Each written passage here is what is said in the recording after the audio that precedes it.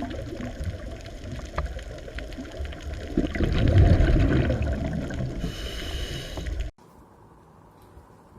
બાળકો, સૌ મજામાં ને બેટા?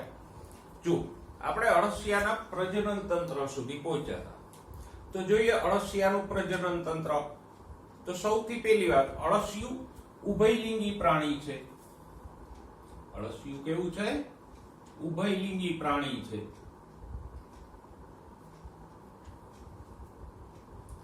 ઉભયલિંગી કોને કહેવાય? તો કે ઉભયલિંગી એવા પ્રાણીઓને કહેવાય કે જેમાં અંડપિંડ અને શુક્રપિંડ બંને આવેલા હોય અને અંડકોષો અને શુક્રકોષો બંને ઉત્પન્ન કરે, તો એને આપણે ઉભયલિંગી કહીએ. જો એક પ્રાણીમાં ફક્ત અંડપિંડ અથવા શુક્રપિંડ આવેલા હોય તો એને આપણે શું કહીએ? એકલિંગી. દાખલા તરીકે મનુષ્ય એકલિંગી છે. મનુષ્યમાં એક પ્રાણીમાં અંડપિંડ હોય તો શુક્રપિંડો બીજા પ્રાણીમાં હોય તો એ એકલિંગી થયો. અંડપિંડ અને શુક્રપિંડો બંને આવેલા હોય તો આપણે એને શું કહીએ? ઉભયલિંગી. ઉભય એટલે જ બંને. ઓકે, આગળ જઈએ. પહેલા આપણે અળસિયાના નર પ્રજનન તંત્રના ભાગો જોઈશું. તો સૌથી પહેલી વાત, 10મા અને 11મા ખંડમાં એક એક જોડ શુક્રપિંડો આવેલા હોય. ક્યાં આવેલા હોય?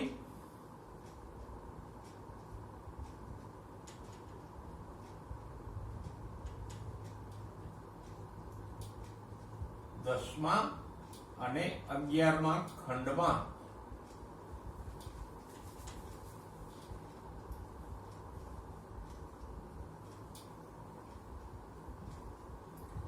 એક એક જોડ શુક્રપિંડ આવેલા હોય. મતલબ કે અળસિયામાં શુક્રપિંડોની સંખ્યા કેટલી થઈ? 2 જોડી. એક જોડી આ 10મા ખંડમાં આવેલી હોય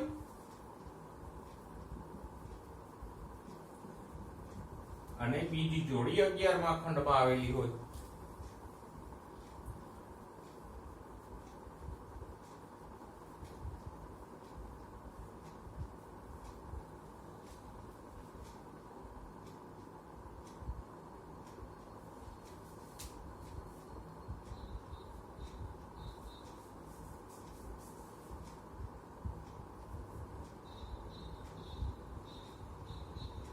ઓકે,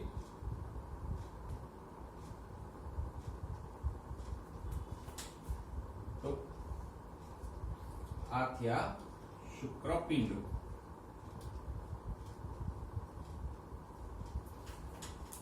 એની સાથે સાથે 11 અને 12મા ખંડમાં શુક્રાશય નામની ગ્રંથિઓ પણ હોય.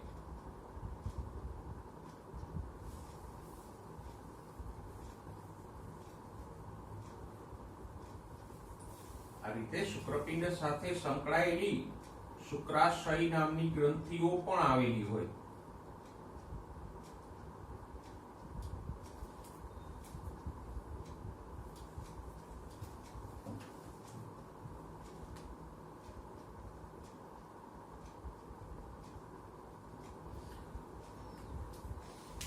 અને શુક્રપિંડો અને શુક્રાશયની ફરતે એક આવરણ હોય, એને કહેવાય શુક્રપિંડ કોથળી.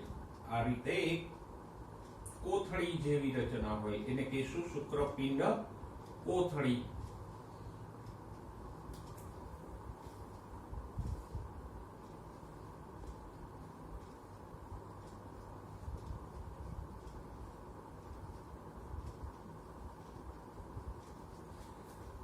તો શુક્રપિંડો ક્યાં હોય? 10મા અને 11મા ખંડમાં એક એક જોડી હોય. એની સાથે શુક્રાશયો જોડાયેલા હોય અને એની ફરતે શું આવેલું હોય? શુક્રપિંડ કોથળી. હવે આ શુક્રકોષોનું વહન છે 18મા ખંડ સુધી થાય, કારણ કે બાહ્ય રચનામાં આપણે ભણી ગયા કે 18મા ખંડમાં એક જોડી નર જનન છિદ્રો ખુલે. તો અહીંથી આવી શુક્રવાહિકાઓ નામની નલિકાઓ શુક્રકોષોનું વહન કરી જાય.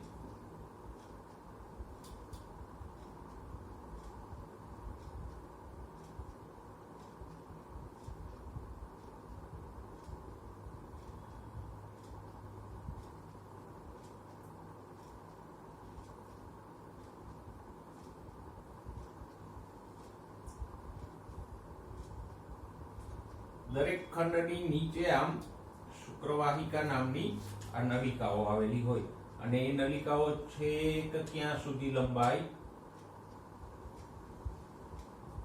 18મા ખંડ સુધી.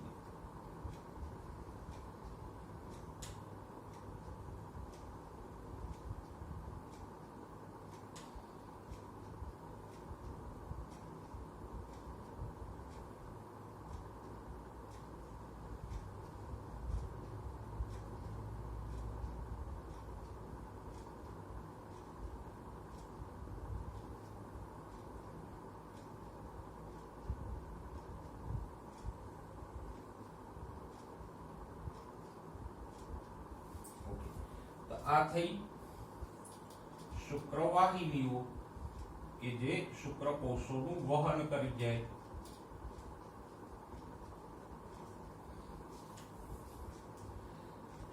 સાથે સાથે અહીંયા 17મા અને 19મા ખંડમાં એક જોડ પ્રોસ્ટેટ ગ્રંથિ સહાયક ગ્રંથિઓની પણ આવેલી હોય. એક 17મા ખંડમાં અને એક 19મા ખંડમાં એક જોડ સહાયક ગ્રંથિઓ આવેલી હોય.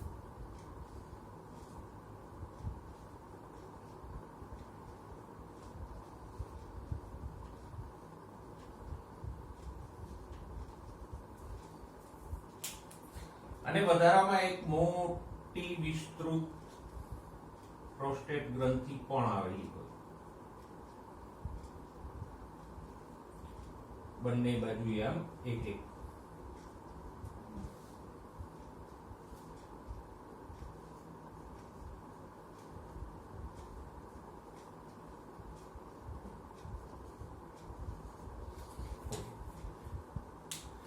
અને આ બધી ગ્રંથિઓનો સ્ત્રાવ એકઠો થઈને ક્યાં ખુલે? 18મા ખંડમાં વક્ષ પાર્શ્વ બાજુએ નરજનન છિદ્ર દ્વારા ખુલે. એમાં શુક્રકોષો હોય, શુક્રાશયનો સ્ત્રાવ હોય, પ્રોસ્ટેટનો સ્ત્રાવ પણ હોય. જો ફરી એકવાર જોઈ લે, નર પ્રજનન તંત્રમાં કયા કયા ભાગો હોય? તો કે 10મા અને 11મા ખંડમાં એક એક શુક્રપિંડ હોય, એક એક જોડ એની સાથે શુક્રાશયો આવેલા હોય અને એની ફરતે શુક્રપિંડ કોથળી હોય. શુક્રાશયોની નીચેથી શું નીકળે? તો કે શુક્રવાહિકાઓ નીકળે.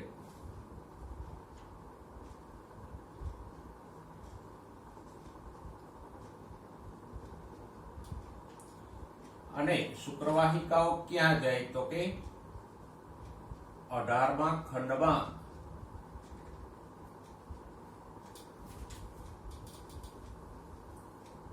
વક્ષ પાર્શ્વ બાજુએ ખુલે. વક્ષ બાજુએ ખરી પણ વચ્ચે નહીં, સાઈડમાં.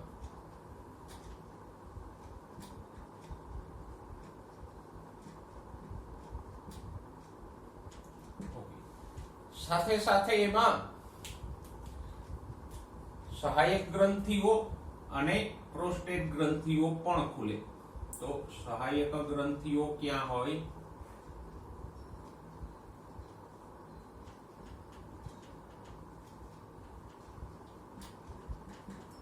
તો કે 17મા અને 19મા ખંડમાં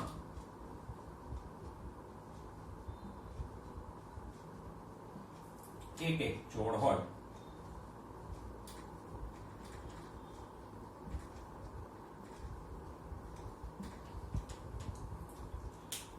સાથે સાથે ત્યાં એક જોડ પ્રોસ્ટેટ ગ્રંથિ પણ હોય.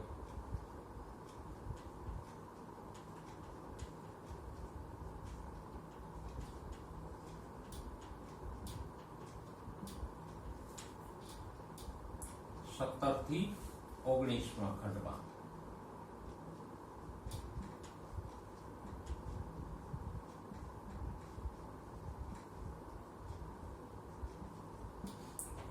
તો આ થયા નર પ્રજનન તંત્રના ભાગો. કયા કયા છે? પેલા તો ભાગો યાદ રાખવાના કે શુક્રપિંડો હોય, શુક્રવાહિકાઓ હોય, શુક્રાશયો, શુક્રકોથળી, સહાયક ગ્રંથિઓ અને પ્રોસ્ટેટ ગ્રંથિઓ. આટલા ભાગો નર પ્રજનન તંત્રમાં આવે. પછી એ દરેક ભાગોની સંખ્યાને સ્થાન યાદ રાખો. એટલે પેલા તો મુખ્ય ભાગો યાદ રાખી લો, પછી દરેકની સંખ્યા, સ્થાન, કાર્ય એમ આગળ યાદ રાખો. ઓકે.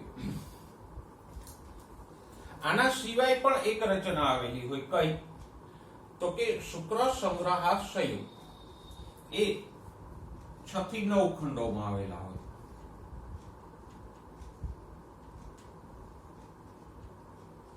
આના છિદ્રો પણ આપણે જોઈ ગયા ક્યાં આવેલા હોય. 6 થી 9 ખંડમાં,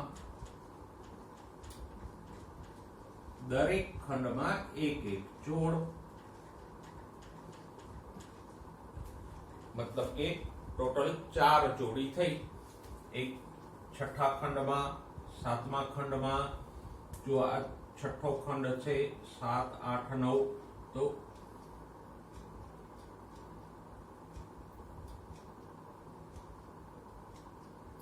આવા દ્વિખંડી શુક્ર સંગ્રહાશયો દરેકમાં હોય.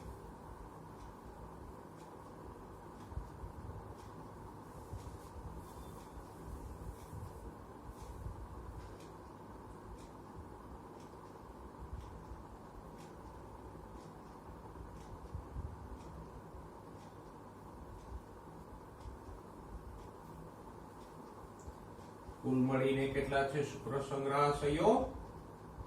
4 જોડી.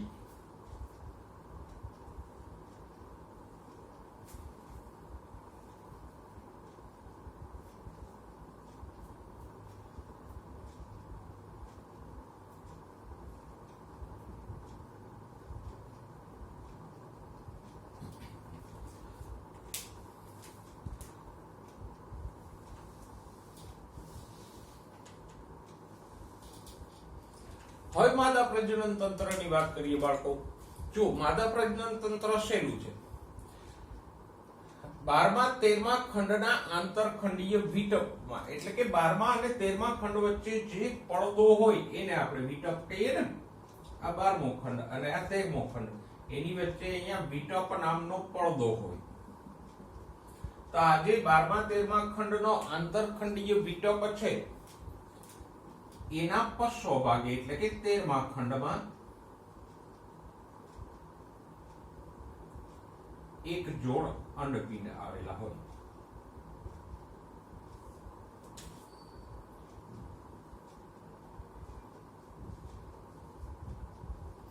અને એની નીચેથી નીકળે અંડવાહિનીઓ. જેમ શુક્રપિંડ નીચેથી શુક્રવાહિનીઓ નીકળતી હતી એમ અહીંયા અંડવાહિનીઓ નીકળે.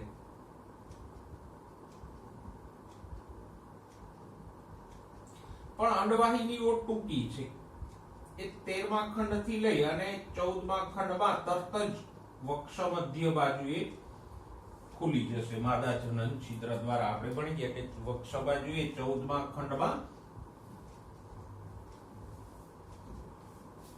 માદા જનન છિદ્ર હોય તો આ અંડવાહિનીઓ માદા જનન છિદ્ર દ્વારા ક્યાં ખુલશે? 14મા ખંડમાં. તો લખી જોઈએ અંડપિંડો ક્યાં હોય?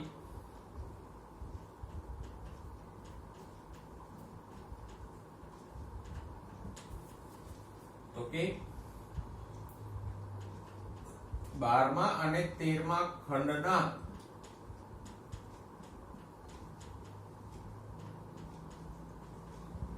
આંતરખંડીય વિટપ ની પશ્વ તરફ હોય. અને કેટલા હોય? એક જોડ. પશ્વ તરફ એટલે નીચેની તરફ. આ વિટપ છે તો 12મા ખંડ બાજુની જે ઉપરની સાઈડ છે એ અગ્ર થાય, 13મા ખંડ તરફની નીચેની સાઈડ એ વિટપની પશ્વ બાજુ થઈ. એટલે આ 12મા 13મા ખંડનો જે વિટપ છે અહીંયા એની નીચેની તરફ એક જોડ હોય અને એક જોડ અંડવાહિનીઓ હોય.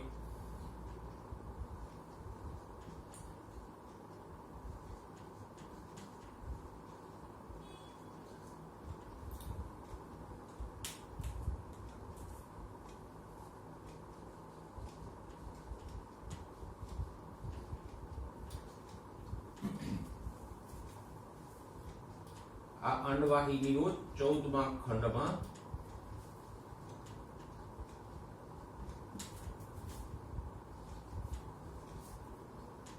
વક્ષ મધ્યમાં ખુલે.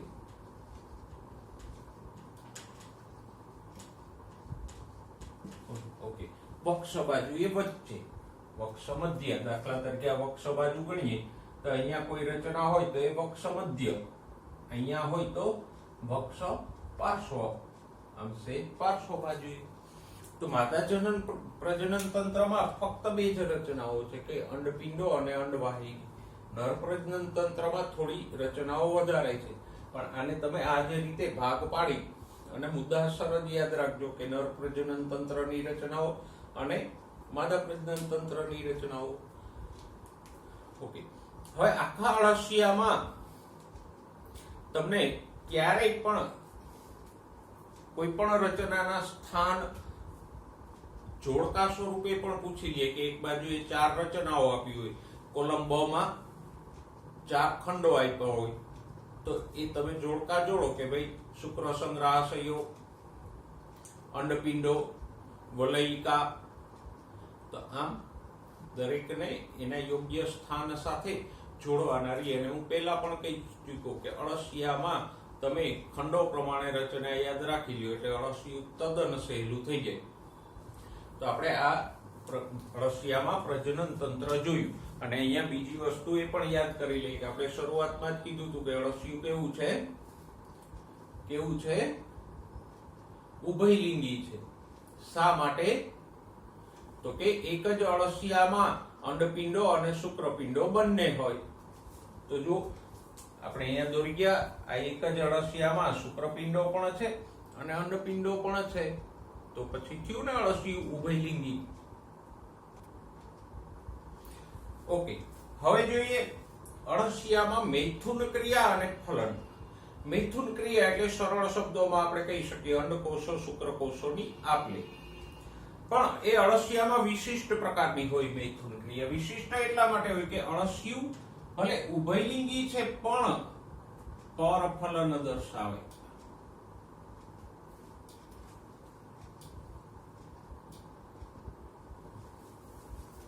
એ સ્વફલન દર્શાવતું નથી.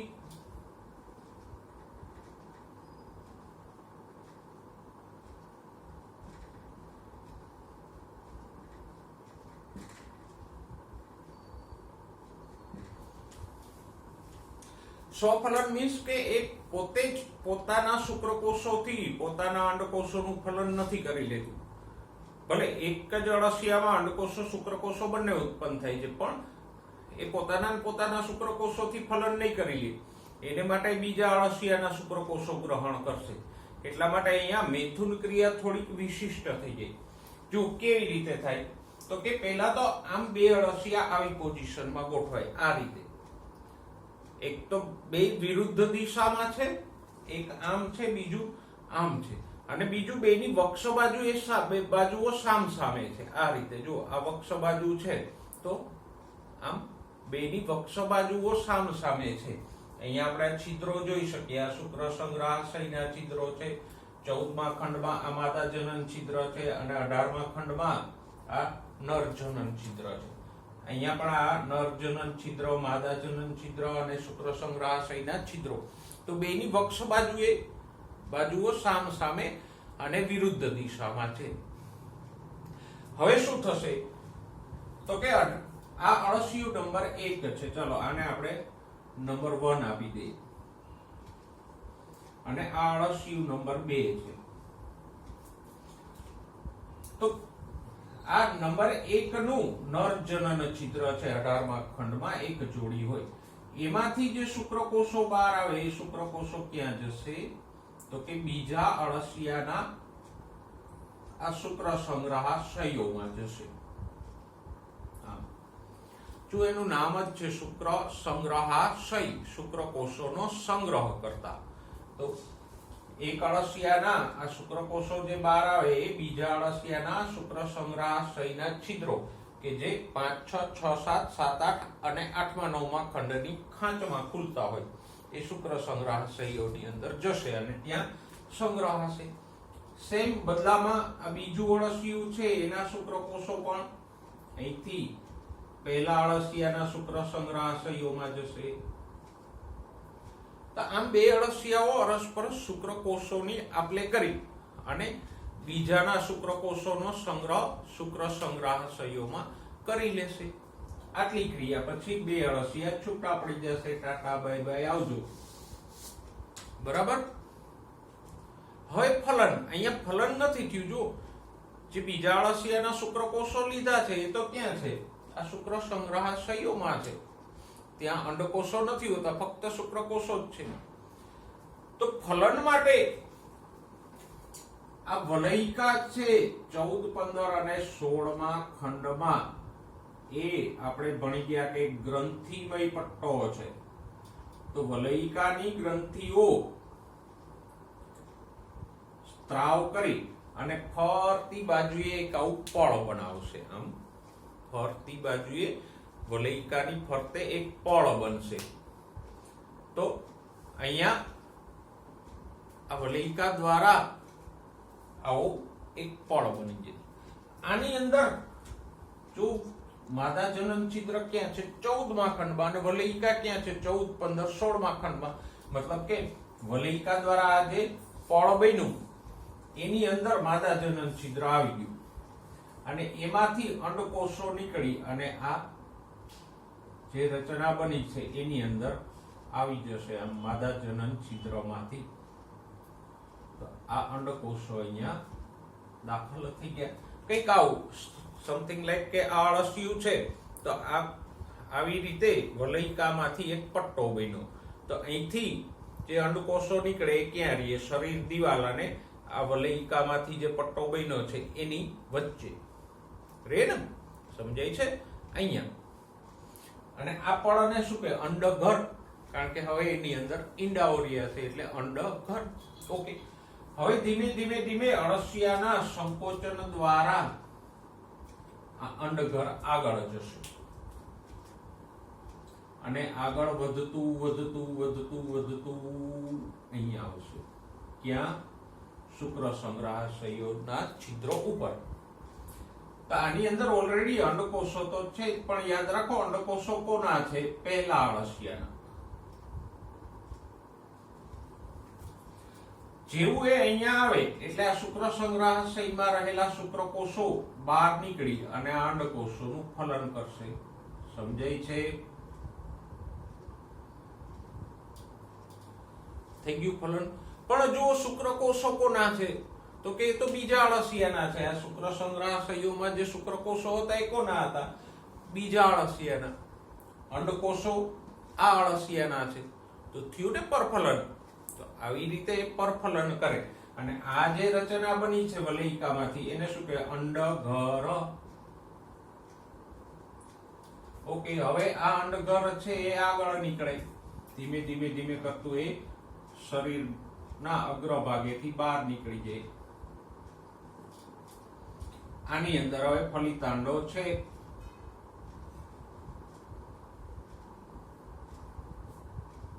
બસ. પછી આ જે અંડઘરો છે એ અળસિયું જમીનની અંદર નિકાલ કરી દે અને જમીનની અંદર જ એનો વિકાસ થાય. અંડઘરમાં આ જે ફલિતાંડો છે એમાંથી વિકાસ થઈ અને આવા નાના નાના સરસ મજાના ટબડિયા ટબડિયા અળસિયાઓ બહાર આવે. થઈ ગયું પૂરું. સરેરાશ મિનિમમ 2 થી મેક્સિમમ 22 જેટલા ફલિતાંડો આની અંદર હોય અને એટલા અળસિયા બહાર આવે. સરેરાશ ગણો તો એક અંડઘરમાંથી 4 અળસિયાઓ બહાર આવે. અહીંયા કોઈ ડિંભ નથી બનતા એટલે અળસિયાનો ભ્રૂણ વિકાસ કેવો થયો? પ્રત્યક્ષ સીધો. આમાં કોઈ વચ્ચે ડિંભ નહીં બને. ફલિતાંડમાંથી ભ્રૂણ વિકાસ થઈને સીધું બાળ અળસિયું જ બહાર આવશે. તો આમ અળસિયામાં મેથુન ક્રિયા એટલે કે શુક્રકોષોની આપલે અને ફલનની ક્રિયા એ બંને વિશિષ્ટ પ્રકારની છે. એટલે એને જરા યાદ રાખજો. આમ સરળ છે. પહેલા સ્ટેપમાં શુક્રકોષોની આપલે સમજો બે અળસિયા વચ્ચે અને બીજા સ્ટેપમાં આ વલયિકામાંથી અંડઘર બની અને જે ફલન થાય છે એ પ્રક્રિયા સમજો તો એકદમ સરળતાથી તમને યાદ રહી જાય. હવે જોઈએ અળસિયાનું મહત્વ, કે અળસિયાનું માનવ માટે શું મહત્વ છે. તો કે અળસિયું આમ તો આપણે જાણીએ છીએ સૌથી પહેલું હોય તો અળસિયું ખેડૂત મિત્ર ગણાય.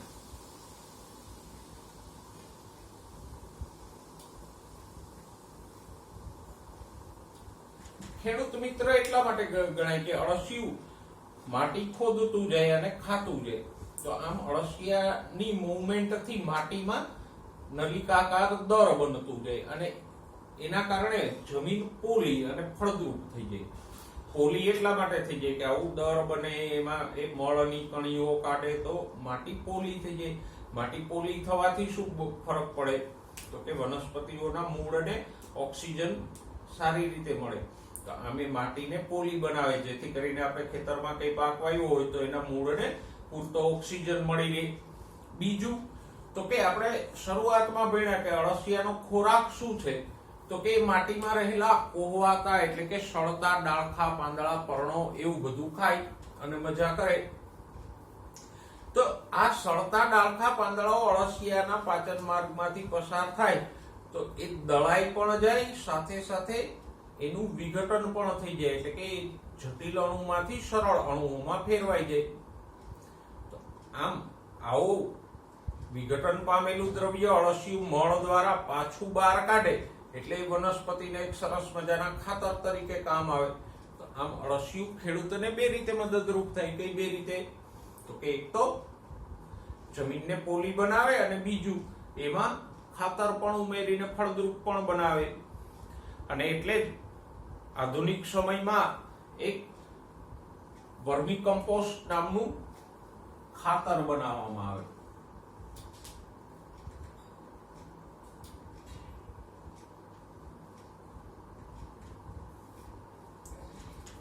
ખેડૂતોને પૂછી જોજો વર્મી કમ્પોસ્ટ કે અળસિયાનું ખાતર.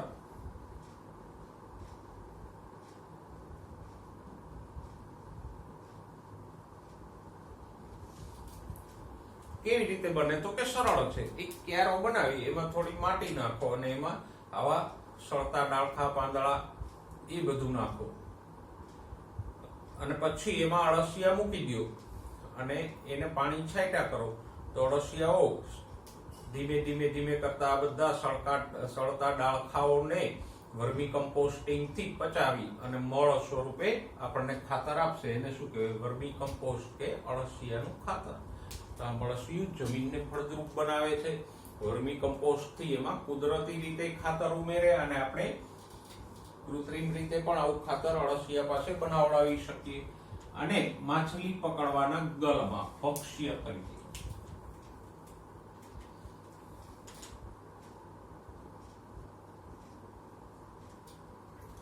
ગલ એટલે હુક. ઘણા બધા લોકો આમ પેલો દોરીમાં હુક બાંધી અને માછલીઓ પકડતા હોય ને તો એમાં એ માછલીના ચારા તરીકે અળસિયાને ભરાવી શકે. તો એ તો એક ગૌણ મહત્વ છે. પણ અળસિયું ખેડૂત મિત્ર તરીકે જમીનને ફળદ્રુપ બનાવે એ અળસિયાનું સૌથી મહત્વનું પાસું છે કે એ રીતે અળસિયું આપણને ઘણું બધું ઉપયોગી થાય છે. તો આમ અળસિયા વિશે આપણે સવિસ્તાર ચર્ચા કરી. અળસિયાની બાહ્યાકાર વિદ્યા જોઈ, પછી અળસિયાના અલગ અલગ અંગતંત્રો જોયા જેમ કે પાચન તંત્ર, ઉત્સર્જન તંત્ર, ચેતાતંત્ર, રુધિરાભિસરણ તંત્ર અને પ્રજનન તંત્ર. એ બધા તંત્રોની સવિસ્તાર ચર્ચા કરી અને છેલ્લે અળસિયામાં મૈથુન ક્રિયા જોઈ, ફલનની ક્રિયા જોઈ અને અળસિયાનું મહત્વ પણ જોયું. નેક્સ્ટ ટાઈમ આવી જ રીતે વંદાની ચર્ચા સાથે ફરીવાર મળીશું. ત્યાં સુધી યસ, સ્વસ્થ રહો, મસ્ત રહો અને ભણવામાં વ્યસ્ત રહો.